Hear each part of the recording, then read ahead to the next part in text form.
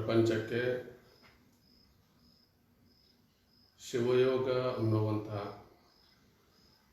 ವಿನೂತನವಾದ ಪರಂಪರೆಯನ್ನು ವಿಧಾನವನ್ನು ನೀಡಿದ ಬಸವ ಅಲ್ಲಮಾದಿ ಶರಣರು ಜಗತ್ತಿನ ಎಲ್ಲ ದಾರ್ಶನಿಕರ ಪ್ರೇರಣೆಗಳನ್ನು ಈ ಸಂದರ್ಭದಲ್ಲಿ ಬಯಸುತ್ತಾ ಕೋರುತ್ತಾ, ಸರ್ವ ಶರಣೆಯರೇ, ನಿಮ್ಮೆಲ್ಲರಿಗೂ ಮುಂಜಾನೆಯ ಶರಣಾರ್ಥಿಗಳು. ನೀವೆಲ್ಲ ಆರೋಗ್ಯದಿಂದಿರಬಹುದು, ಆರಾಮಾಗಿ ಇರಬಹುದು ಅಂತ ಭಾವಿಸುತ್ತಾ, ನಿಮ್ಮ ಆರೋಗ್ಯ ಚೆನ್ನಾಗಿ ಉಳಿಯಲಿ ಅಂತಲೇ ನಾವುಗಳು ಈ ರೀತಿಯಾಗಿರುವಂತಹ ಸೋಮವಾರದ ಮುಂಜಾನೆಯ ಶಿವಯೋಗವನ್ನು ಮುಂದುವರಿಸ್ತಾ ಇರುವಂತಹ ಒಂದು ಸಂದರ್ಭ ಇದಾಗಿದೆ. ಮಾನವ ಬದುಕಿನಲ್ಲಿ ಒಂದು ಹಂತದಲ್ಲಿ ವಿಚಾರವನ್ನ ಮಾಡಿ ನೋಡಿದಾಗ ಯಾವ ವಿಚಾರ ನಮಗೆ ಹೊಳೆಯುತ್ತೆ, ಯಾವುದನ್ನು ನಾವುಗಳು ಜೀವನದಲ್ಲಿ ಅತ್ಯಂತ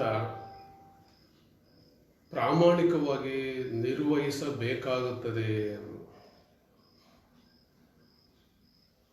ಬಹಳ ಜನರು ಆಗೊಮ್ಮೆ ಈಗೊಮ್ಮೆ ಬರುವಂತಹ ಸುಖವನ್ನೇ ಶಾಶ್ವತ ಅಂತೇಳಿ ಭ್ರಮಿಸಿಕೊಂಡಿದ್ದಾರೆ. ಶಿವಯೋಗಾಸಕ್ತರೆ, ಯಾವ ಸುಖವೂ ಕೂಡ ಶಾಶ್ವತ ಅಲ್ಲ. ಹಾಗಾದ್ರೆ ದುಃಖದ ಬಗ್ಗೆ ನೀವು ಏನ್ ಹೇಳ್ತೀರಿ ಶರಣರೇ? ಸುಖ ಹೇಗೆ ಶಾಶ್ವತ ಅಲ್ಲವೋ, ದುಃಖವೂ ಕೂಡ ಶಾಶ್ವತ ಅಲ್ಲ. ಈ ಜೀವನ ಸುಖ ದುಃಖಗಳ ಸಂಗಮವಾಗಿದೆ. ಇಂಥವುಗಳನ್ನು ನಾವುಗಳು ತುಂಬ ಸಹಜವಾಗಿ ಸ್ವೀಕರಿಸಬೇಕು. ನಮ್ಮ ಸಹಜ ಶಿವಯೋಗ ಏನನ್ನ ನಮಗೆ ಹೇಳಿಕೊಡುತ್ತದೆ, ಬೋಧಿಸುತ್ತದೆ? ಸುಖವೇ ಬರಲಿ ದುಃಖವೇ ಬರಲಿ, ನೀನು ವಿಚಲಿತನಾಗಬೇಡ, ಅಧೀರನಾಗಬೇಡ. ಸುಖ ಬಂದಾಗ ಅತಿಯಾಗಿ ಹಿಗ್ಗಬೇಡ, ದುಃಖ ಬಂದಾಗ ನೀನು ಕುಗ್ಗಬೇಡ. ಹಿಗ್ಗುವುದೂ ಬೇಡ, ಕುಗ್ಗುವುದೂ ಬೇಡ. ಯಾರಿಗೆ ಈ ಧ್ಯಾನದ ಪರಂಪರೆ ಪರಿಚಯ ಇರುವುದಿಲ್ಲ, ಸುಖ ಬಂದಾಗ ಎಲ್ಲಿಲ್ಲದ ಸಂತೋಷವನ್ನು ಅನುಭವಿಸುವಂತೆ, ದುಃಖ ಬಂದಾಗ ಅಷ್ಟೇ ಕುಬ್ಜರಾಗಿ ಬಿಡುವುದು. ಶರಣರಿಗೆ ಸುಖವೂ ಸಮ, ದುಃಖವೂ ಸಮ. ಬಸವಣ್ಣನವರೇ ಹೇಳುವಂತೆ, ನೀನಿರಿಸಿದಂತೆ ನಾನಿರುವೆನಯ್ಯ. ಬಹುತೇಕ ಅಕ್ಕಮಾದೇವಿ, ನಿಜವನರಿದು ನಿಶ್ಚಿಂತನಾಗಿರು,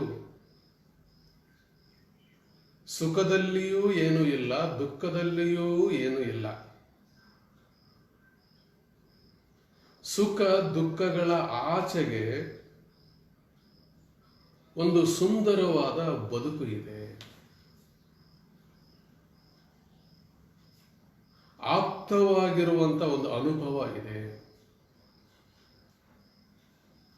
ಸುಖದ ಬೆನ್ನು ಹತ್ತಿದವರು ಸೋತು ಸುಮ್ಮನಾಗುತ್ತಾರೆ, ದುಃಖದ ಬೆನ್ನು ಹತ್ತಿದವರು ಅನುಭವ ಮುಖಿ ಆಗುತ್ತಾರೆ. ಯಾಕೆ ನಾವುಗಳು ಪುನಃ ಪುನಃ ಪದೇ ಪದೇ ಅನುಭವ ಅನ್ನುವಂತಹದನ್ನ ಇಲ್ಲಿ ಬಳಸಬೇಕಾಗಿದೆ, ಬಳಸಲಾಗುತ್ತದೆ ಎನ್ನು. ಶಿವಶರಣರದು ಒಂದು ಹಂತದಲ್ಲಿ ಅನ್ವೇಷಣ ಯುಕ್ತವಾಗಿರುವಂತಹ ಜೀವನ. ಯಾವುದೇ ಸಂತ ಶರಣರು, ಸುಧಾರಕರು, ದಾರ್ಶನಿಕರು, ತತ್ವಜ್ಞಾನಿಗಳು, ಫಿಲಾಸಫರ್ಸ್, ಅವರೆಲ್ಲರ ಬದುಕು ಒಂದು ಹಂತದಲ್ಲಿ ಅನ್ವೇಷಣೆಯಿಂದ ಕೂಡಿರುವಂತಹದ್ದು. ಯಾರು ಈ ರೀತಿಯಾಗಿರುವಂತಹ ಅನ್ವೇಷಣೆಗೆ ಒಳಗಡೆ ಆಗುತ್ತಾರೆ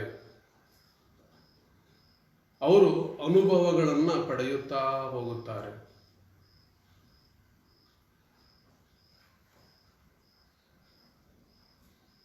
ಯಾರು ಅನುಭವಗಳನ್ನ ಹೆಚ್ಚು ಹೆಚ್ಚು ತಮ್ಮದನ್ನಾಗಿಸಿಕೊಳ್ಳುತ್ತಾರೆ ಅವರು ಧೀರ ಶರಣರು, ಗಂಭೀರವಾಗಿರುವಂತಹ ಶರಣರು. ಸಹಜತೆಯ ತಳಹದಿಯ ಮೇಲೆ ಬದುಕನ್ನ ಕಟ್ಟಿಕೊಳ್ಳುವಂತವರಾಗುತ್ತಾರೆ. ಸುಖ ದುಃಖಗಳನ್ನ ಮೀರುವಂತಹ ದಿಸೆಯಲ್ಲಿ ಅನುಭವ ನಮಗೆ ಒಂದು ಸೋಪಾನ. ಕಾರಣ ನಾವುಗಳು ಅನುಭವ ಮುಖಿ ಆಗಬೇಕಾಗ್ತದೆ. ಅನುಭವ ಮುಖಿ ನಮ್ಮನ್ನ ಆಧ್ಯಾತ್ಮಮುಖಿಯನ್ನಾಗಿಸುತ್ತದೆ, ಪರಮಾರ್ಥ ಮುಖಿಯನ್ನಾಗಿಸುತ್ತದೆ,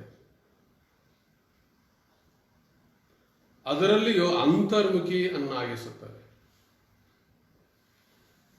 ಯಾರು ಅನುಭವಮುಖಿ ಆಗುತ್ತಾರೋ ಅವರು ಅಂತರ್ಮುಖಿಯೂ ಆಗಬೇಕಾಗುತ್ತದೆ. ಶಿವಯೋಗ ಧ್ಯಾನ ಅಂದಾಕ್ಷಣವೇ ಅಂಗೈಯಲ್ಲಿ ಲಿಂಗ ಇಟ್ಕೊಂಡು ಬಾಹ್ಯದಲ್ಲಿ ಮಾತ್ರ ಅನುಸಂಧಾನ ಮಾಡುವುದಲ್ಲ. ಅದು ಅಂತರ್ಯಾನ, ಅನುಭವದ ಯಾನ ಅಂತರ್ಯಾನ. ಅಂತರ್ಮುಖಿ ಯಾನ ಅದು.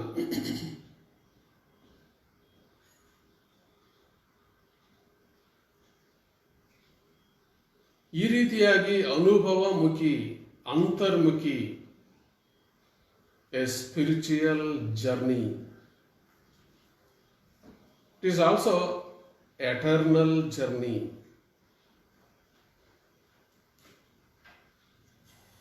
ಇಂಥ ಒಂದು ಯಾನವನ್ನು ಆರಂಭಿಸಿಕೊಳ್ಳಬೇಕು. ಯಾರು ಅನುಭವ ಯುಕ್ತವಾಗಿರುವಂತಹ ಯಾನವನ್ನ ಆರಂಭಿಸಿಕೊಳ್ಳುತ್ತಾರೆ, ಅಂತರ್ಮುಖಿಯಾಗಿರುವಂತಹ ಯಾನವನ್ನ ಆರಂಭಿಸಿಕೊಳ್ಳುತ್ತಾರೆ, ನಡೆಸುತ್ತಾರೆ, ಅವರಿಗೆ ಒಂದಲ್ಲ ಒಂದು ದಿನ ಪರಮಾನಂದ ಪ್ರಾಪ್ತವಾಗುತ್ತದೆ.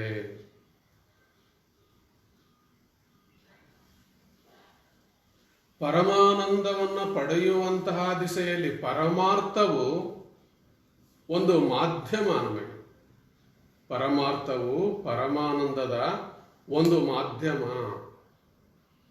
ಈ ಧ್ಯಾನ, ಈ ಶಿವಯೋಗವು ಪರಮಾನಂದದ ಕಡೆಗೆ ನಮ್ಮನ್ನು ಕರೆದುಕೊಂಡು ಹೋಗಲು ಇರುವಂತಹ ಒಂದು ಮಾರ್ಗ, ಒಂದು ಹಾದಿ, ದಾರಿ. ಇಂತಹ ಒಂದು ಪರಮಾನಂದದ ಅನ್ವೇಷಕರು ನಾವುಗಳು ಆದಾಗ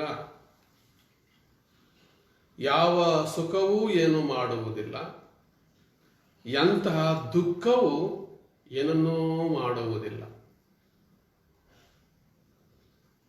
ನೋಡಿ,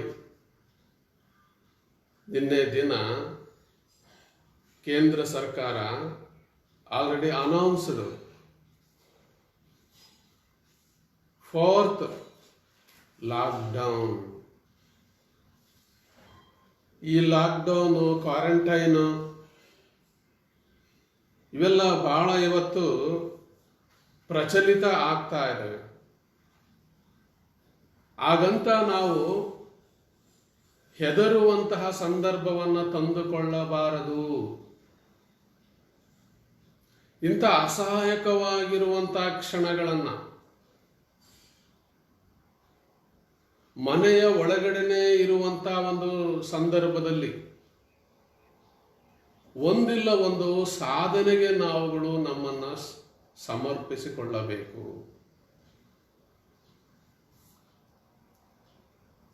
it is a chance for achievement. ಈ ಸಮಯವನ್ನು, ಈ ಶಕ್ತಿಯನ್ನು ನಾವು ಸಾಧನೆಗೆ ಒಂದು ಸಾಧನವನ್ನಾಗಿ ಮಾಡಿಕೊಳ್ಳಬೇಕು. ಅವರೇ ಜಾಣರು. ಸಂಕಷ್ಟದ ಸಂದರ್ಭವನ್ನ, ಸಂಕೀರ್ಣವಾಗಿರುವಂತಹ ಸಂದರ್ಭನ ಯಾರು ಸಾಧನೆಗೆ ಬಳಸಿಕೊಳ್ಳುತ್ತಾರೋ ಅವರೇ ಜಾಣರು. ಜಾಣರು ಜಾಣರು ಆತ ಜಾಣ. ಲಿಂಗವ ನೆರೆ ನಂಬಿದಾತ ಜಾಣ. ಜಂಗಮಕ್ಕೆ ಧನವ ಸವೆಸುವಾತ ಜಾಣ ಅಂತ ಶರಣರು ಬಸವಣ್ಣನವರು ಹೇಳಿದರೆ, ನಾವು ಈಗ ಅದನ್ನು ಅರ್ಥೈಸಬೇಕಾಗಿದೆ, ವ್ಯಾಖ್ಯಾನಿಸಬೇಕಾಗಿದೆ. ಯಾರು ಈ ಸಂಕೀರ್ಣವಾದ ಸಂಕಷ್ಟದಿಂದ ಕೂಡಿದ ಸಮಯವನ್ನು, ಸಂದರ್ಭವನ್ನು ಸಾಧನೆಗೆ ಬಳಸಿಕೊಳ್ಳುತ್ತಾರೆ ಅವರೇ ಜಾಣರು. ಶಿವಯೋಗಾಸಕ್ತರೆ, ಈ ಜಗತ್ತಿಗೆ ಸುಮಾರು 50 ವರ್ಷಗಳ ಹಿಂದೆ ಒಂದು ಕಾಯಿಲೆ ಕಾಣಿಸಿಕೊಂಡಿತು. ಅದು ಕೂಡ ಮಾನವ ಜಗತ್ತಿನಲ್ಲಿ ಎಲ್ಲಿಲ್ಲದ ಕೋಲಾಹಲವನ್ನ ಸೃಷ್ಟಿ ಮಾಡಿತು. ಆ ಕಾಯಿಲೆ ಯಾವುದು? ನಿಮಗೆಲ್ಲ ಗೊತ್ತಿರುವಂತೆ ಶುಗರ್ ಅನ್ನುವಂತಹ ಒಂದು ಕಾಯಿಲೆ ಬಂತು. ಮಧುಮೇಹ ಕಾಯಿಲೆ ಮಾನವನ ಬದುಕನ್ನ ಆವರಿಸಿಕೊಳ್ಳುತ್ತಾ ಹೋಯಿತು. ಇದೆಲ್ಲಿಂದ ಬಂತಪ್ಪ? ಒಂದು ಸಾರಿ ಬಂದ್ರೆ ಅದು ಹೋಗುವುದೇ ಇಲ್ಲವಲ್ಲ.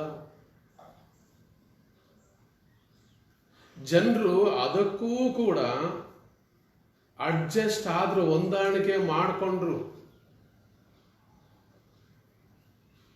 ಹಿತವಾದ ಮಿತವಾದ ಆಹಾರ ಕ್ರಮವನ್ನ, ಒಂದಷ್ಟು ಕಾಯಕ ಕೆಲಸ ವ್ಯಾಯಾಮಗಳನ್ನ ಚಾಚು ತಪ್ಪದೆ ಪಾಲಿಸ್ಕೊಳ್ತಾ ಹೋದ್ರೆ ಅದೇನು ಮಾಡುವುದಿಲ್ಲ. ಕೆಲವೊಂದು ಗುಳಿಗೆ ಮಾತ್ರೆಗಳು ಮತ್ತು ಬೇರೆ ಬೇರೆ ರೀತಿಯಾಗಿರುವಂಥ ಚಿಕಿತ್ಸೆಗಳು, ಜಗತ್ತು ಅದಕ್ಕೆ ಹೊಂದಾಣಿಕೆ ಆಯಿತು. ನಂತರದಲ್ಲಿ ಮತ್ತೊಂದು ಭಯಾನಕವಾಗಿರುವಂತಹ ಕಾಯಿಲೆ ಬಂತು. ಅದಕ್ಕೆ ಕ್ಯಾನ್ಸರ್ ಅಂತ ಕರೆದ್ರು. ಮಧುಮೇಹ ಕಾಯಿಲೆಗಿಂತಲೂ ಅಪಾಯಕಾರಿಯಾಗಿರುವಂತಹ ಕಾಯಿಲೆ ಅದು ಕ್ಯಾನ್ಸರ್. ಮಧುಮೇಹ ಕಾಯಿಲೆ ಬಂದ್ರೆ ಸಾಯೋದಿಲ್ಲ, ಒಂದಷ್ಟು ಆರೋಗ್ಯದಲ್ಲಿ ಏರುಪೇರಾಗಬಹುದಷ್ಟೇ. ಆದರೆ ಕ್ಯಾನ್ಸರ್ ಅದು ಕ್ಯಾನ್ಸಲ್ ಅನ್ನುವಂಥ ಅಂತಹ ಕಾಯಿಲೆಗೂ ಜಗತ್ತು ಹೊಂದಾಣಿಕೆ ಮಾಡಿಕೊಂಡಿತು. ಇವೆರಡರ ನಂತರದಲ್ಲಿ ಬಂದಿದ್ದು ಮತ್ತೊಂದು ಕಾಯಿಲೆ ಇದೆ. ಅದು ಕೂಡ ಭೀಕರವಾಗಿರುವಂತಹ ಕಾಯಿಲೆ.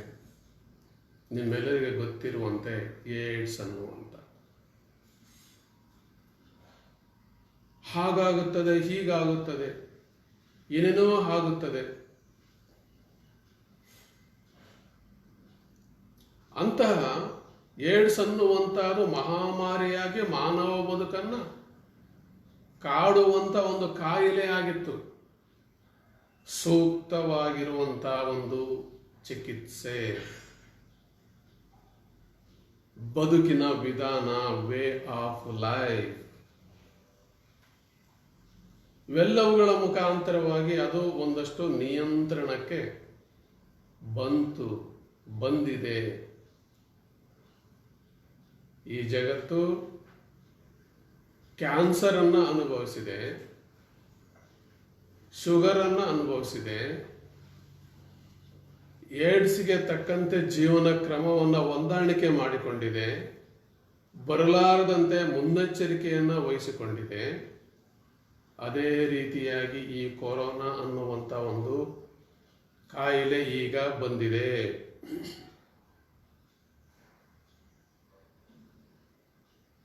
ಇದು ಕೂಡ ಮಾನವ ಜಗತ್ತಿನಲ್ಲಿ ಒಂದು ಹಂತದಲ್ಲಿ ತಲ್ಲಣವನ್ನು ಸೃಷ್ಟಿಸಿದೆ. ಎಲ್ಲಿಲ್ಲದ ಸಮಸ್ಯೆಗಳನ್ನು ಸೃಷ್ಟಿ ಮಾಡ್ತಾ ಇದೆ. ಏನೆಲ್ಲ ವಿಧವಾಗಿರುವಂತಹ ಸಂಕೀರ್ಣ ಸಂದರ್ಭವನ್ನು ಸೃಷ್ಟಿಸಿದಾಗ್ಯೂ ಜನರು ಕೊರೋನಾ ಅನ್ನುವಂತಹ ಕಾಯಿಲೆಗೆ, ಕೋವಿಡ್ ಅನ್ನುವಂತಹ ಕಾಯಿಲೆಗೆ ಈಗಾಗಲೇ ಅಡ್ಜಸ್ಟ್ ಆಗಿಬಿಟ್ಟಿದ್ದಾರೆ. ಬಂದ್ರು ಬರ್ದು ಬೇಡ, ಬಂದ್ರು ನೋಡೋಣ,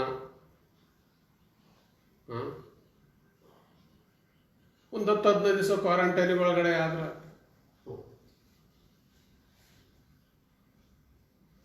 ಅದು ಬಿಟ್ರೆ ಏನು ಮಾಡಂಗಿಲ್ಲಲ್ಲ. ಬಹುತೇಕ ಮುಂದಿನ ಒಂದು 5-6 ತಿಂಗಳವರೆಗೆ ಇರಬಹುದು, ಅಥವಾ 1 ವರ್ಷದವರೆಗೇನ ಇರಬಹುದು.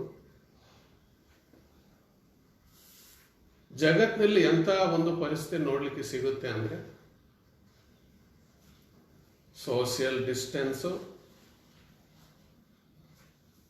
ಅದನ್ನ ನಾವುಗಳು ಮೇಂಟೈನ್ ಮಾಡುವಂಥದ್ದು, ಎಲ್ಲ ಹಂತದಲ್ಲಿಯೂ ಮಾಸ್ಕ್ ಅನ್ನು ಧರಿಸುವಂತಹದ್ದು, ಪದೇ ಪದೇ ಸ್ಯಾನಿಟೈಸರ್ ಬಳಸುವಂತ. ಬಹುತೇಕ ಈ 3 ಮುಂದಿನ ದಿನಗಳಲ್ಲಿ ಎಲ್ಲರೂ ಅವುಗಳನ್ನು ಚಾಚು ತಪ್ಪದೆ ಪಾಲಿಸಬೇಕಾಗುತ್ತೆ. ಕೊರೋನಾ ಈ ಮುಖಾಂತರವಾಗಿ ಒಂದು ಶಿಸ್ತನ್ನ ಮಾನವ ಲೋಕಕ್ಕೆ ಹೇಳಿ ಕೊಡ್ತಾ ಇದೆ. ದನ ಕರುಗಳಿಗೆ ಮೂಗುದಾರ ಅಂತ, ಆ ಮೂಗುದಾರವನ್ನ ಮಾನವ ಹಾಕ್ತಾ ಇದ್ದ. ಇವತ್ತು ಕೊರೋನಾ ಮಾನವನ ಮುಖಕ್ಕೆ ಮಾಸ್ಕ್ ಹಾಕಿದೆ. ಮಾಸ್ಕ್ ಹಾಕಿಕೊಂಡು ಅಡ್ಡಾಡುವಂತೆ, ಕ್ರಮಿಸುವಂತೆ ಮಾಡಿದೆ. ಇದು ಕೂಡ ಈ ಕಾಲದ, ಈ ಸಂದರ್ಭದ ಒಂದು ಅನಿವಾರ್ಯತೆ ಅಂತೇಳಿ ಭಾವಿಸಿಕೊಂಡು ಅದಕ್ಕೂ ನಾವುಗಳು ಹೊಂದಾಣಿಕೆಯನ್ನು ಮಾಡಿಕೊಳ್ಳೋದು. ಹೊರಗಡೆ ಕೊರೋನಾ ವೈರಾಣುಗಳು ಇದ್ದಾವೆ, ಒಬ್ಬರಿಂದ ಒಬ್ಬರಿಗೆ ಅವು ಬರ್ತವೆ, ಹರಡುತ್ತವೆ. ನನ್ನ ವೈಯಕ್ತಿಕವಾಗಿರುವಂಥ ಅವೇರ್ನೆಸ್ ಏನು, ಎಚ್ಚರ ಏನು? Individual awareness which is so inevitable. ವ್ಯಕ್ತಿಗತವಾಗಿರುವಂಥ ಒಂದು ಕ್ರಮಗಳನ್ನು ನಾವು ಅನುಸರಿಸುವಂಥ ಒಂದು ಸಂದರ್ಭವನ್ನು ತೆಗೆದುಕೊಳ್ಳಲೇಬೇಕು. ಈ ಕಾಲದ ಒಂದು ಪಾಠ ಅದು. ಇಂಥ ಒಂದು ಪಾಠದ ಜೊತೆಯಲ್ಲಿ ಸಾಗಬೇಕಾಗಿರುವಂಥ ಒಂದು ಅನಿವಾರ್ಯತೆ ಇದೆ. ಕೊರೋನಾ ಕಾಯಿಲೆಯೂ ಕೂಡ ಮಾನವ ಜಗತ್ತಿಗೆ ಬೇಕಾಗಿರುವಂಥ ಒಂದು ಶಿಸ್ತನ್ನ, ಅದರಲ್ಲಿ ಒಂದು ಸಂಯಮವನ್ನ ಅದು ಹೇಳ್ಕೊಡ್ತಾ ಇದೆ. ನಾವು ಕಲಿಯುವಂತ ಒಂದು ಪ್ರಯತ್ನವನ್ನ ಮಾಡಬೇಕು. ನಾನಂತೂ ಈ ಸಂದರ್ಭವನ್ನ ಅತ್ಯಂತ ವಿಧಾಯಕವಾಗಿ ಬಳಸಿಕೊಂಡಿದ್ದೇನೆ. ಕೊರೋನಾ ಬಂದಿದೆ ಅನ್ನುವಂಥ ಒಂದು ಭಾವನೆಯೇ ಇಲ್ಲದಂತೆ ನಾವುಗಳು ಈ ಬದುಕನ್ನು ಕಟ್ಟಿಕೊಳ್ಳುವಂಥ ದಿಸೆಯಲ್ಲಿ ಅಂದರೆ ಒಂದಿಲ್ಲ ಒಂದು ಕ್ರಮ ಅದಕ್ಕೆ ಬದುಕನ್ನು ಸಮರ್ಪಿಸಿಕೊಂಡಾಗ it gives some sort of pleasure or blissfulness. Corona ಬಂದಿರುವಂಥ ಈ ಸಂದರ್ಭದಲ್ಲಿ ನನಗೆ ತುಂಬ ಅನಿವಾರ್ಯ ಸಾಹಿತ್ಯ ರಚನೆ, ಬರವಣಿಗೆ, ಅಧ್ಯಯನ. ಹಾಗಾಗಿ ಏಪ್ರಿಲ್ ತಿಂಗಳ ಆರಂಭದಲ್ಲಿ ಅಥವಾ ಮಾರ್ಚ್ ಕೊನೆಯಲ್ಲಿ ಒಂದು ನಾಟಕ ಬರೆಯಲು ಆರಂಭಿಸಿಕೊಂಡೆ. 100 ಪುಟಗಳ ನಾಟಕ. ಅದನ್ನು ಬರೆದು ಮುಗಿಸಿದ್ದಾನೆ. ಅದರ ಬರವಣಿಗೆ ಮುಗಿದ ನಂತರದಲ್ಲಿ ಮತ್ತೊಂದು ನಾಟಕವನ್ನು ಬರೆಯಲು ಶುರು ಮಾಡಿದೆ. ಅದು ಕೂಡ ಹತ್ತಿರ 80 ಪುಟದ ನಾಟಕ ಇದ್ದಿರಬಹುದು. ಅದನ್ನು ಕೂಡ ನಾನು ಬರೆದು ಮುಗಿಸಿದೆ. ಈ ಒಂದು ಮೇ ತಿಂಗಳಿನ ಒಳಗಡೆ ನಾನು ಮತ್ತೊಂದು ನಾಟಕವನ್ನು ಬರೀಲಿಕ್ಕೆ ಶುರು ಮಾಡಿದೆ. ಅವೆಲ್ಲ ಶರಣರ ನಾಟಕಗಳೇ ಆಗಿದ್ದಾರೆ. ಪ್ರತಿ ವರ್ಷ ನಾವುಗಳು ಜಮುರಾ ಸುತ್ತಾಟ ಅಂತ ಹೇಳಿ, ಅದಕ್ಕೆ ಒಂದು ಶರಣರ ನಾಟಕ ಇರಲಿಕ್ಕೇ ಬೇಕು.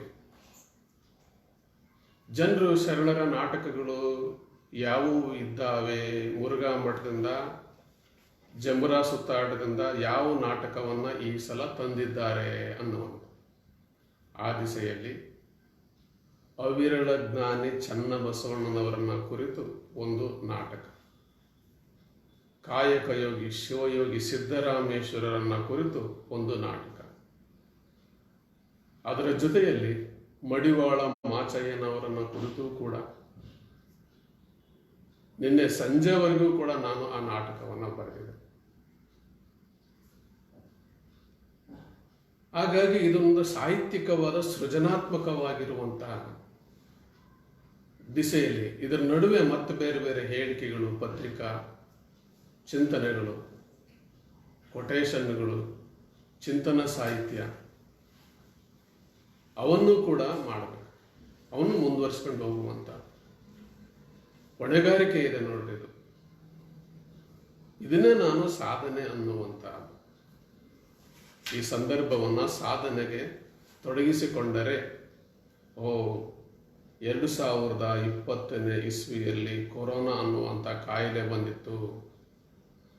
ಆಗ ಬರೆದಂತಹ ಸಾಹಿತ್ಯವಿದು, ನಾಟಕವಿದು ಅನ್ನುವಂಥ ನೆನಪು ಕೊರೋನಾ ಹೇಗೆ ಜಗತ್ತಿನಲ್ಲಿ ನೆನಪಾಗಿ ಉಳಿಯುತ್ತದೆಯೋ, ಈ ಸಂದರ್ಭದಲ್ಲಿ ನಾವುಗಳು ಸಾಧಿಸಿದಂತಹ ಸಾಧನೆಗಳೂ ಕೂಡ ನೆನಪಿನಂಗಳದಲ್ಲಿ ಶಾಶ್ವತವಾಗಿ ಉಳಿಯುತ್ತವೆ. ಕಾರಣ, ಯಾವುದೇ ಕಾರಣಕ್ಕೂ ನಾವುಗಳು ಅಂಜಬಾರದು, ಅಳುಕಬಾರದು, ಹೆದರಬಾರದು.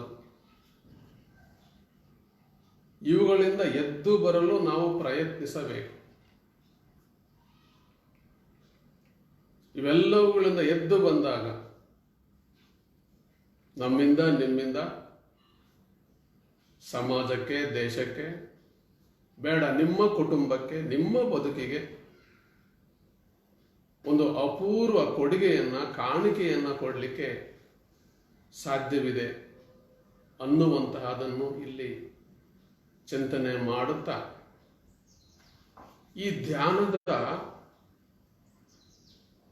ಪ್ರಕ್ರಿಯೆಗೆ ಮುನ್ನ, ಶಿವಯೋಗ ಸಾಧನೆಗೆ ಅರ್ಥಾತ್ ಆಚರಣೆಗೆ ಮುನ್ನ ಈ ರೀತಿಯಾಗಿರುವಂಥ ಒಂದು ಚಿಂತನೆಯನ್ನ, ಸಮಕಾಲೀನವಾಗಿರುವಂಥ ಚಿಂತನೆಯನ್ನ ನಿಮ್ಮ ಜೊತೆಯಲ್ಲಿ ಮಾಡಿಕೊಂಡು, ಈಗ ತಾವುಗಳೆಲ್ಲ ವಿಭೂತಿ ಧಾರಣೆಯನ್ನ ಮಾಡಿಕೊಳ್ಳಿರಿ. ವಿಭೂತಿ ಧಾರಣೆಯ ವಚನ ನಿಮಗೆಲ್ಲ ಗೊತ್ತಿರುತ್ತೆ, ಅದೆಲ್ಲ ಹೇಳ್ಕೊಂಡು ಅಯ್ಯ ಎನಗೆ ಶ್ರೀ ವಿಭೂತಿಯೇ ಸರ್ವ ಸಾಧನ, ಅಯ್ಯ ಎನಗೆ ಶ್ರೀ ವಿಭೂತಿಯೇ ಸರ್ವ ವಿಷಯ, ಅಯ್ಯ ಕೂಡಲ ಚನ್ನ ಸಂಗಮ ದೇವ, ಶ್ರೀ ವಿಭೂತಿ ಎಂಬ ಪರಂಜ್ಯೋತಿ ನೀವಾದಿರಾಗಿ ಎನಗೆ ಶ್ರೀ ವಿಭೂತಿಯೇ ಸರ್ವ ಸಾಧನವಯ್ಯ. ವಿಭೂತಿ ರುದ್ರಾಕ್ಷಿಗಳನ್ನು ಧರಿಸಿಕೊಂಡು ನಾವು ನೀವುಗಳು ಶಿವಸ್ವರೂಪಿಗಳಾಗಿ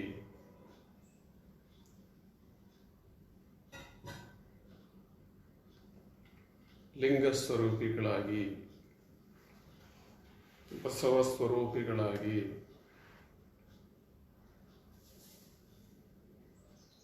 ಇಷ್ಟಲಿಂಗ ಧ್ಯಾನವನ್ನು ಮಾಡುವುದಕ್ಕಿಂತ ಮುನ್ನ ಲಿಂಗ ಮಜ್ಜನವನ್ನು ಮಾಡೋಣ. ಶ್ರೀ ಗುರು ಬಸವಲಿಂಗಾಯ ನಮಃ. ಸಜ್ಜನವಾಗಿ ಮಜ್ಜನಕ್ಕೆರವೆ, ಶಾಂತವಾಗಿ ಪೂಜೆಯ ಮಾಡುವೆ, ಸಮರತೆಯಿಂದ ನಿಮ್ಮನ್ನು ಹಾಡುವೆ. ಚನ್ನಮಲ್ಲಿಕಾರ್ಜುನಯ್ಯ ನಿಮ್ಮನಗಲದ ಪೂಜೆ ಅನುವಾಯತ್ತೆನಗೆ. ಶ್ರೀ ಗುರು ಬಸವಲಿಂಗಾಯ ನಮಃ. ಹೀಗೆ ಮಜ್ಜನವನ್ನು ಮಾಡಿ ಮೃದುವಾದ ವಸ್ತ್ರದಿಂದ ಲಿಂಗದ ಮೇಲಿರುವಂಥ ಆಭರಣವನ್ನು ಹೊರಿಸಿರಿ.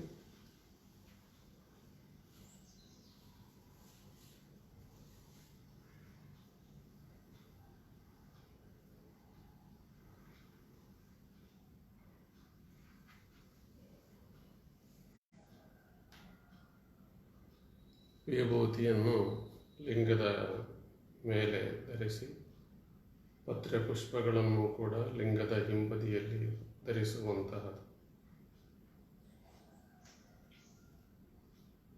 ಈಗ ನೆಟ್ಟಗೆ ನೇರವಾಗಿ ಕುಳಿತುಕೊಂಡು ದೃಷ್ಟಿ ಧ್ಯಾನವನ್ನು ಮಾಡೋಣ.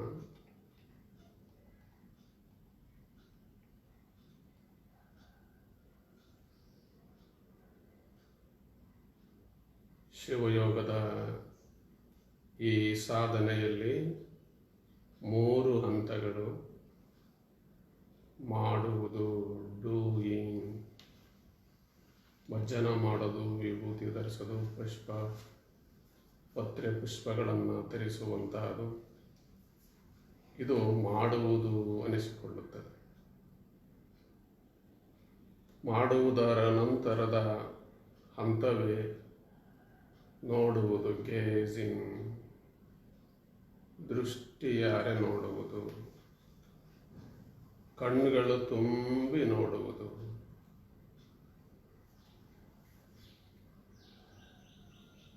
ಇಷ್ಟಲಿಂಗದ ಒಂದು ಬಿಂದುವಿನ ಮೇಲೆ ಕಂಗಳನ್ನು ನಿಲ್ಲಿಸುತ್ತಾ ಸಾವಕಾಶವಾಗಿ, ಸಾವಧಾನವಾಗಿ ಉಸಿರನ್ನು ತೆಗೆದುಕೊಂಡು ಉಸಿರನ್ನು ಬಿಡುತ್ತಾ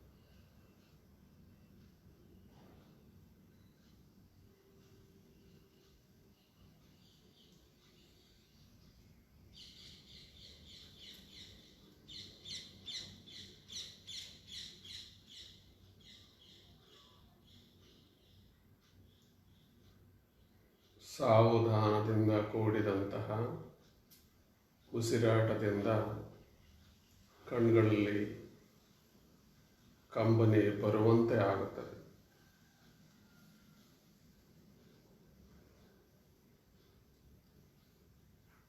ಕೆಲವರಿಗೆ ಭಕ್ತಿ ಸಂಭಾಷಣೆಯನ್ನು ಮಾಡುವಂತಹ ದಿಸೆಯಲ್ಲಿ ಕಣ್ಗಳಲ್ಲಿ ಕಂಬನಿ ಬರಬಹುದು.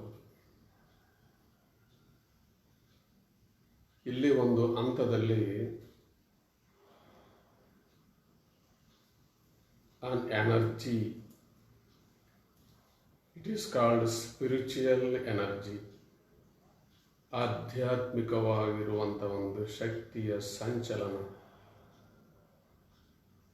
It is called cosmic energy, ಕಾಂತೀಯ ಯುಕ್ತವಾಗಿರುವಂಥ ಒಂದು ಶಕ್ತಿ. ಹೇಗೆ ಸೂರ್ಯನು ಕಿರಣಗಳನ್ನು ಹೊಮ್ಮಿಸುತ್ತಾನೆ, ಸಿಮಿಲರ್ಲಿ ಅದೇ ರೀತಿಯಾಗಿ ಶಿವಯೋಗ ಅನ್ನುವಂತಹ ಸೂರ್ಯನು ಸಾಧಕನ ಕಂಗಳಲ್ಲಿ, ಅಂಗಾಂಗಗಳಲ್ಲಿ, ಸರ್ವಾಂಗದಲ್ಲಿ, all over the body, physical body, ಇಡೀ ಶರೀರವು, ಇಂದ್ರಿಯಗಳು, ಅದರ ಮೇಲೆ ಬುದ್ಧಿ, ಶರೀರೇಂದ್ರಿಯ ಬುದ್ಧಿ, ಈ ಮೂರು ಹಂತದಲ್ಲಿ ಕಾಂತೀಯ ಕಿರಣಗಳು ಸೂಸುತ್ತಾ ಸೂಸುತ್ತಾ ಹೋಗುತ್ತವೆ. ಕಾಂತೀಯ ಕಿರಣಗಳ ಸೂಸುವಿಕೆಯಿಂದ ಸಾಧಕನ ಆಂತರ್ಯದಲ್ಲಿ, ಮೆದುಳಿನಲ್ಲಿ, ಶರೀರದಲ್ಲಿ its creates or product some sort of ಕಿರಣಗಳು, cosmic energy, hormone, some sort of hormones.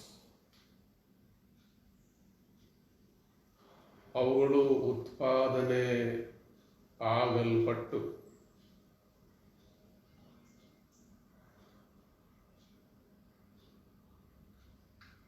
ಮಾನವನ ಬದುಕಿನಲ್ಲಿ ಇರಬಹುದಾಗಿರುವಂಥ, ಸಾಧಕನ ಬದುಕಿನಲ್ಲಿ ಇರಬಹುದಾಗಿರುವಂತಹ ಭಯವನ್ನು ಸುಡುತ್ತವೆ, ದುರ್ಭಾವನೆಯನ್ನು ಸುಡುತ್ತವೆ, ಸದ್ಭಾವನೆಯನ್ನು ಸೂಸುತ್ತವೆ.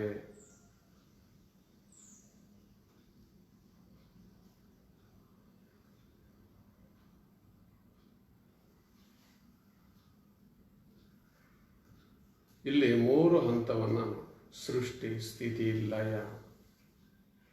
ಬದುಕನ್ನು ನಾವುಗಳು ಯಾವ ರೀತಿಯಾಗಿ ಸೃಷ್ಟಿಸಿಕೊಳ್ಳಬೇಕು, ಮೀನ್ಸ್ ಕಟ್ಟಿಕೊಳ್ಳಬೇಕು.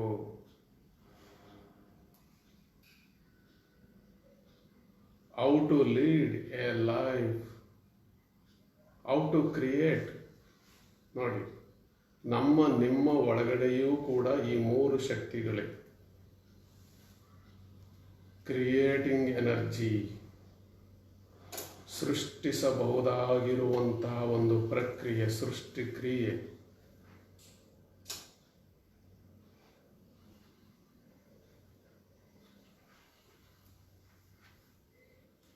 ಅದರ ಜೊತೆಯಲ್ಲಿ ಮ್ಯಾನೇಜಿಂಗ್, ಕ್ರಿಯೇಟಿಂಗು, ಮ್ಯಾನೇಜಿಂಗು,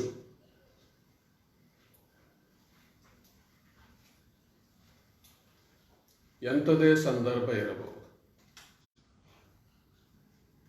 ಶಿವಯೋಗ ಅಂತ ಒಂದು ಸಂಕೀರ್ಣವಾಗಿರುವಂತಹ ಸಂದರ್ಭವನ್ನು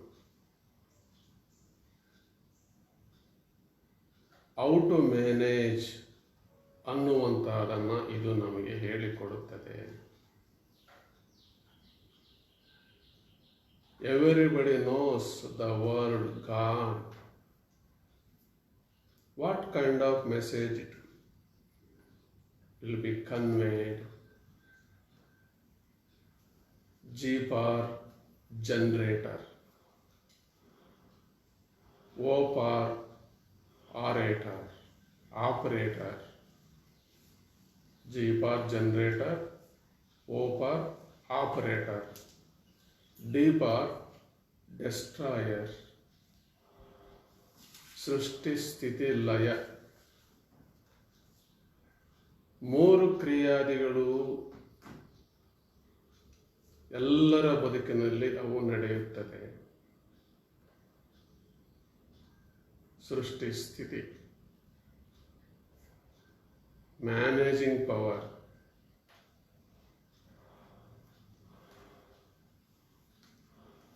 ನಂತರದಲ್ಲಿ ಈಗಾಗಲೇ ನಾನು ಹೇಳಿದಂತೆ ಲಯಕ್ರಿಯೆ, ಡೆಸ್ಟ್ರಾಯ್, ಯಾವುದನ್ನು ಡೆಸ್ಟ್ರಾಯ್ ಮಾಡೋದು, ಸ್ಪಾಯ್ಲ್ ಮಾಡೋದು, ದುರ್ಭಾವ, ದುರಾಲೋಚನೆ, ದುಷ್ಕೃತ್ಯಗಳಿಗೆ ಪ್ರಚೋದನೆ ಆಗುವಂತಹ ಸಂಗತಿಗಳನ್ನು, ಸಂದರ್ಭಗಳನ್ನು ನಾವುಗಳು ಸ್ಪಾಯಿಲ್ ಮಾಡುವಂಥ, ಅವುಗಳ ಸ್ಥಾನದಲ್ಲಿ ಸಕಾರಾತ್ಮಕವಾಗಿರುವಂತಹ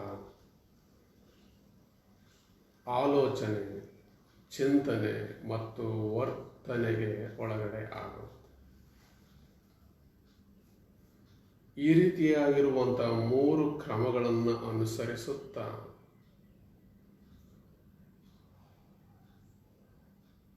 ಶಿವಯೋಗ ಸಾಧಕ ಅವನು ಶಿವನಾಗಿ ಎದ್ದು ಬರುತ್ತಾನೆ. ಒಬ್ಬ ನವ ಮಾನವ ಎದ್ದು ಬರುತ್ತಾನೆ. ನಿಮ್ಮೊಳಗಿಂದ ಒಂದು ನವಶಕ್ತಿ, newness, new energy, new thoughts, new experience, exposure, education, everything is possible.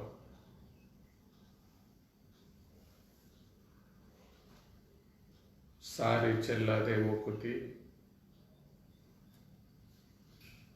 ಮುಕುತಿ ಎಲ್ಲಿದೆ? ಮೋಕ್ಷ ಎಲ್ಲಿದೆ? ಯಾರು ಶಿವಯೋಗವನ್ನು ಪರಿಣಾಮಕಾರಿಯಾಗಿ ಸಾಧಿಸುತ್ತಾರೆ ಅವರ ಒಳಗೂ ಹೊರಗೂ ಸದಾಕಾಲ ಮುಕ್ತಿ ಚೆಲ್ಲಿರುತ್ತದೆ. ಕಾರಣ ನಾವುಗಳು ಮುಕ್ತಿಗೆ ಮುಖ ಮಾಡಬೇಕು, ಮೋಕ್ಷದ ಕಡೆಗೆ ಮುಖ ಮಾಡಬೇಕು. ಮೋಕ್ಷ ಮುಕ್ತಿ ಅಂದರೆ ಬೇರೆ ಏನೂ ಅಲ್ಲ, ಬಂಧನ, ಬಂಧನದಿಂದ ಬಿಡುಗಡೆ, ಬಂಧನಗಳನ್ನು ಕಳಚಿಕೊಳ್ಳುವುದೇ ಮೋಕ್ಷವಾಗಿದೆ, ಮುಕ್ತಿಯಾಗಿದೆ. ಈ ರೀತಿಯಾಗಿ ಧ್ಯಾನವನ್ನು ಮಾಡುತ್ತಾ ಮಾಡುತ್ತಾ ಕಣ್ಣುಗಳನ್ನು ಮುಚ್ಚಿ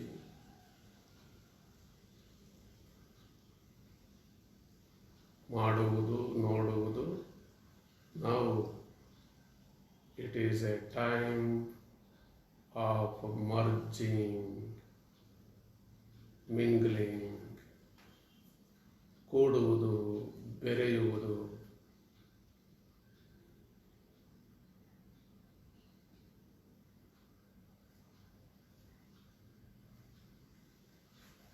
ಲಿಂಗದಲ್ಲಿ ಅಂಗವು ಬೆರೆಯುವಂತಹದ್ದು,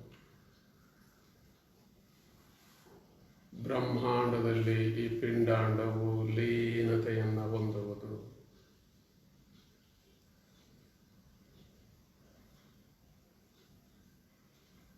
ಬಯಲ ರೂಪ ಮಾಡಬಲ್ಲಾತನೇ ಶರಣ. ಆ ರೂಪ ಬಯಲ ಮಾಡಬಲ್ಲಾತನೇ ಲಿಂಗಾನುಭಾವಿ. ನಾವು ಬಯಲನ್ನ ರೂಪವನ್ನಾಗಿ ಮಹಾಲಿಂಗವನ್ನಾಗಿ ಮಾಡಿ ನೋಡುವಂತ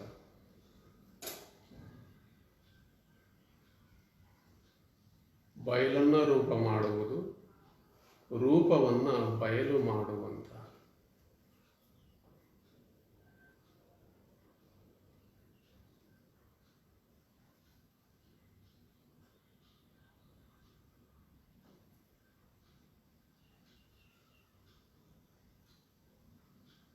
ಈ ಹಂತದಲ್ಲಿ ಅಲ್ಲಮನ ಒಂದು ವಚನವನ್ನ ಲಿಂಗಾನುಭವಕ್ಕೆ ತಂದುಕೊಳ್ಳೋಣ. ನಿಮ್ಮ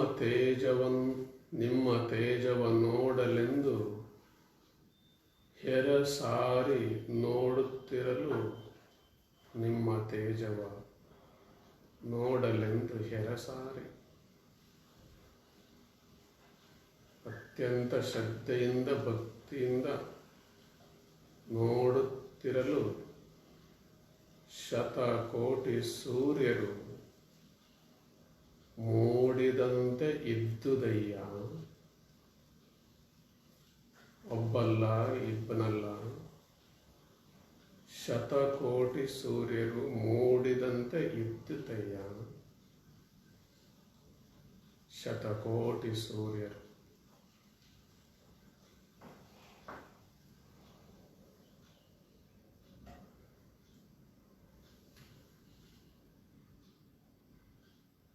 ಮಿಂಚಿನ ಬಳ್ಳಿಯ ಸಂಚವ ಕಂಡಡೆ,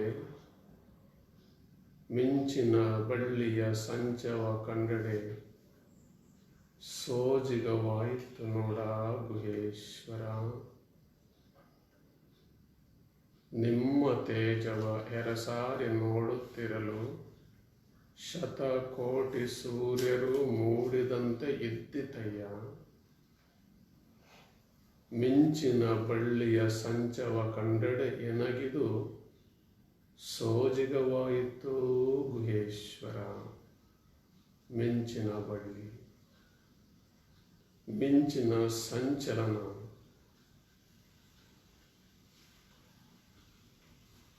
ಪ್ರಭುದೇವನಿಗೆ ಅದು ಸೋಜಿಗವನ್ನು ಉಂಟು ಮಾಡಿದೆ. ನಾವುಗಳು ಕೂಡ ಇಷ್ಟಲಿಂಗದ ಮುಖಾಂತರವಾಗಿ ದೃಷ್ಟಿ ಧ್ಯಾನವನ್ನು ಮಾಡುತ್ತಾ ಭಾವಲಿಂಗದ ಅನುಸಂಧಾನವನ್ನು ಮಾಡುತ್ತಾ ಹೋದಾಗ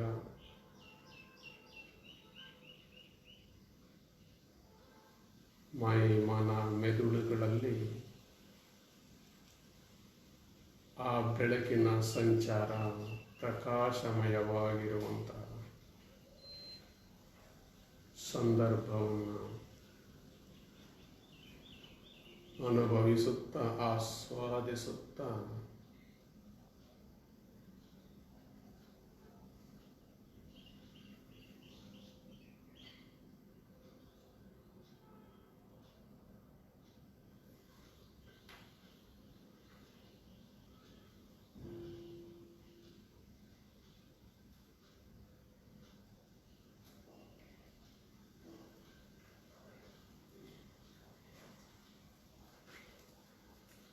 ವಿಶ್ವರೂಪ ದರ್ಶನವನ್ನು ಮಾಡಿಕೊಂಡು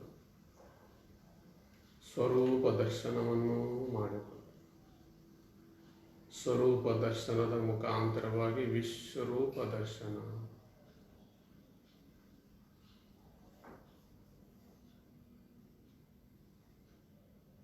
ಕಣ್ಣುಗಳನ್ನು ತೆರೆದು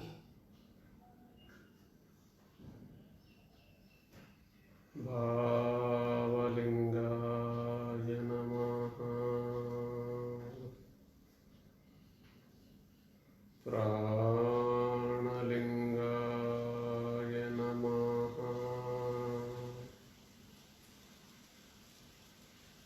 ಇಷ್ಟಲಿಂಗಾಯ ನಮಃ,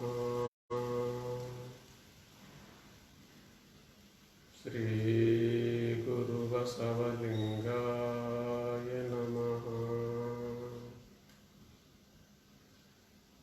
ವಿಶ್ವಕ್ಕೆ ಕಲ್ಯಾಣವಾಗಲಿ, ಸರ್ವಜೀವಿಗಳ ಸಂಕಷ್ಟ ನಿವಾರಣೆಯಾಗಲಿ, ಜಗತ್ತಿನಿಂದ ಈ ಕೊರೋನಾ ದೂರ ದೂರ ಹೋಗಲಿ, ದೂರಾಗಲಿ. ಎಲ್ಲರ ಬದುಕಿನಲ್ಲಿ ಸುಖ ಶಾಂತಿ ನೆಲೆಸಲಿ, ಸುಖ ಶಾಂತಿ ನೆಲೆಸಲಿ. ಹೀಗೆ ಅನನ್ಯವಾಗಿ ಪ್ರಾರ್ಥನೆಯನ್ನು ಮಾಡಿ ನಮಸ್ಕರಿಸಿ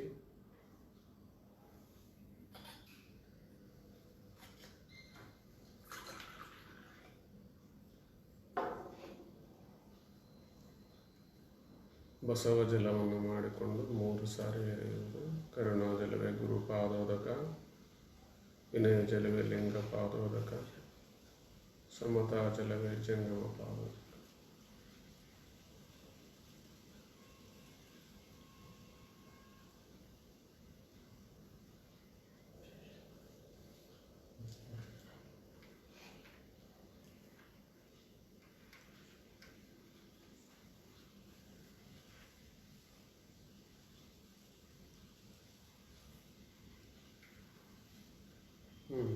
ಒಳ್ಳೆಯದಲ್ಲ. ನಿಮ್ಮೆಲ್ಲರಿಗೆ ಶುಭವಾಗಲಿ. ಇಲ್ಲಿಯವರೆಗೆ ನೀವೆಲ್ಲ ಈ ಶಿವಯೋಗದ ಸುಖವನ್ನು, ಪರಮಾರ್ಥದ ಸುಖವನ್ನು ನೀವುಗಳೆಲ್ಲ ಅನುಭವಿಸುತ್ತೀರಾ. ಇದೇ ರೀತಿಯಾಗಿ ನಾವುಗಳು ಇಂಥ ಸಂಕೀರ್ಣ ಸಂದರ್ಭದಲ್ಲಿ ಮತ್ತೊಂದು ಆಪ್ತವಾದ ಅನನ್ಯವಾಗಿರುವಂಥ ಒಂದು ಸಂದರ್ಭವನ್ನು ತಂದುಕೊಳ್ತಾ ಇದ್ದೀವಿ. ಅದು ಏನು ಅಂತಂದರೆ, ಬರುವ ಶುಕ್ರವಾರ 22ನೇ ತಾರೀಕು ನಿಮ್ಮ ಸಂದೇಹ ಅಥವಾ ಸಂಶಯ ನಮ್ಮ ಸಮಾಧಾನ ಅನ್ನುವಂಥ ಒಂದು ವಿನೂತನವಾದ, ಅದೇ ಫೇಸ್ಬುಕ್ ಲೈವ್ನಲ್ಲಿ ನಾವುಗಳು ಈಗಾಗಲೇ 100 ಪ್ರಶ್ನೆಗಳು ಬಂದಿದ್ದಾವೆ. ಎಲ್ಲ ಪ್ರಶ್ನೆಗಳಿಗೂ ಒಂದೇ ಹಂತದಲ್ಲಿ ಉತ್ತರಗಳನ್ನು ಹೇಳಲಿಕ್ಕೆ ಆಗೋದಿಲ್ಲ. ಅದರಲ್ಲೇ ನೋಡಿಕೊಂಡು ಫಸ್ಟ್ ಪ್ರಿಯಾರಿಟಿ, ಸೆಕೆಂಡ್ ಪ್ರಿಯಾರಿಟಿ ಮಾಡಿಕೊಂಡು ಅತ್ಯಂತ ಅಗತ್ಯವಾಗಿರುವ, ಅನಿವಾರ್ಯವಾಗಿರುವ ಪ್ರಶ್ನೆಗಳನ್ನು ಆಯ್ದುಕೊಂಡು ಉತ್ತರಿಸುವಂತಹ ಸಂದರ್ಭವನ್ನು ತಂದುಕೊಳ್ಳಲಾಗುತ್ತದೆ, ನಿರ್ಮಿಸಲಾಗ್ತಾ ಇದೆ. ಇನ್ನೂ ಕೂಡ 2-3 ದಿನಗಳಲ್ಲಿ ಹೆಚ್ಚು ಪ್ರಶ್ನೆಗಳು ಬರಬಹುದು. It creates a lot of curiosity. ಯಾರೂ ಕೂಡ ಇಲ್ಲಿವರೆಗೂ ಅಂಥದನ್ನು ಆಹ್ವಾನ ಮಾಡಿಲ್ಲ. ನಾವುಗಳು ಈ ಐತಿಹಾಸಿಕ ಮಠ ಪೀಠದ ಮುಖಾಂತರವಾಗಿ ಇಂಥ ಒಂದು ವಿನೂತನವಾದ ಕಾರ್ಯಕ್ರಮವನ್ನು ಇಟ್ಕೊಂಡಿದ್ದೇವೆ. ಪ್ರಶ್ನೆ ಕೇಳೋರು ಕೆಲವರಾದರೆ ಆ ಪ್ರಶ್ನೋತ್ತರವನ್ನು ಕೇಳ್ತಕ್ಕಂಥವ್ರು ಸಾವಿರಾರು ಜನ ಆಗಿರ್ತಾರೆ. ಅದೊಂದು ಒಳ್ಳೆಯ ಸಂದರ್ಭ, ಉತ್ತಮ ಸಂದರ್ಭ ಅಂತ ನಾವುಗಳು ಅದರ ಮುಖಾಂತರವಾಗಿ ಒಂದು ಉತ್ತಮವಾದ ಸಂದೇಶವನ್ನು ರವಾನಿಸ್ಬೋದು ಅನ್ನುವಂಥ ಭಾವನೆಯಿಂದ ಆ ಕಾರ್ಯಕ್ರಮವನ್ನು ಏರ್ಪಡಿಸಿದ್ದೇವೆ. ನೀವೆಲ್ಲ ಭಾಗವಹಿಸ್ರಿ. ಮುಂದಿನ ಸೋಮವಾರ ಶಿವಯೋಗ ಪ್ರಾತ್ಯಕ್ಷಿಕೆ. ಎಂದಿನಂತೆ ಶಿವಯೋಗದ ಪ್ರಾತ್ಯಕ್ಷಿಕೆ ಇರುತ್ತದೆ.